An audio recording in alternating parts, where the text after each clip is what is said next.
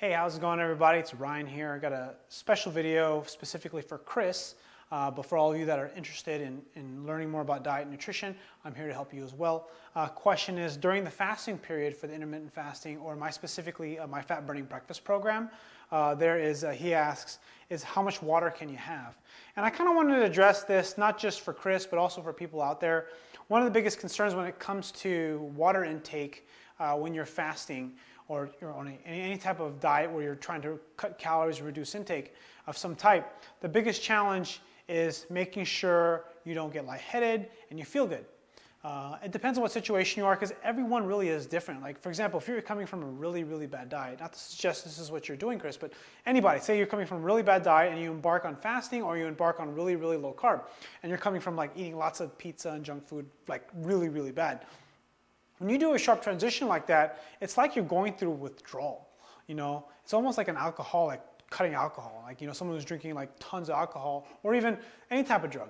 You know, food is the same way. When you're used to having such high rich foods, you know, sugar, as the saying is, I remember hearing this, if you eat Cinnamon Toast Crunch for breakfast, what do you have for dessert? You know, okay, Cinnamon Toast Crunch is a very sugary cereal. And the reason why I say this is because it's realizing that depending on how you're eating already will affect how you feel when you do some sort of aggressive fat loss program, which is essentially what the fat burning breakfast is. It's designed specifically for aggressive fat loss. Now, I mentioned this because the one thing that the two main things that affect water in the body is salt and carbohydrate.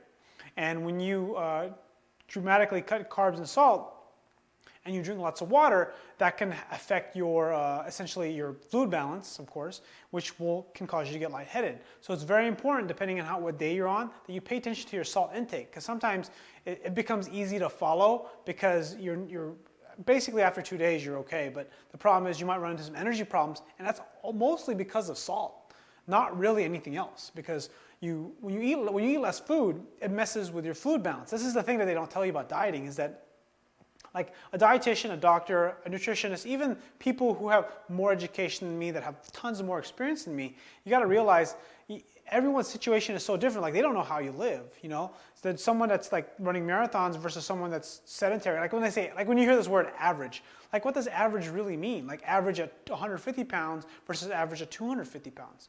Male, female, working 12 hours a day, working 6 hours a day, not having a job. There's just so many things to consider.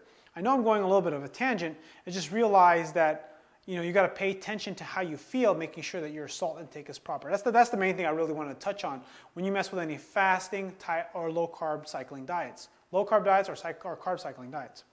One of the other questions too was the choice of whether you should have oranges, or if you can have apples instead of oranges.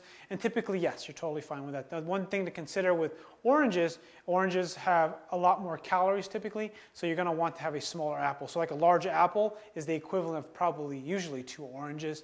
And typically also, oranges have a little bit more fiber, so I kind of gravitate towards orange. And also from a behavior standpoint, why I like orange for fat loss is that you have to cut it or you have to peel it. You know, whereas an apple, they're very convenient. You know, you wash it and you eat it. And it's not to say that you're going to overeat apples, but just the psychology or the behavior pattern related to eating oranges, you have to peel it or you have to cut it, and that there's a stopgap there.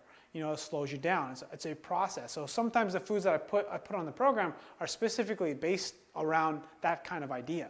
You know, it's just like the idea, I'm sure you've heard, like the bigger the bowl, the more you're going to typically eat. The bigger the plate, the more you're going to eat. Like, these little things are small, but those are things I talk about, or some little things I mention in the program to make you realize, like, hey, you need to slow down, so that way you can pay attention to your hunger signals. Because the reality is, when people get hungry, you know, sometimes you're just hungry because you're used to eating at a certain time, not because you're actually hungry or low on food. Your body expects food at a certain time, and then what ends up happening is, you know, you don't get it, so then your body sort of panics. You know, it's like the Pavlov's dog effect.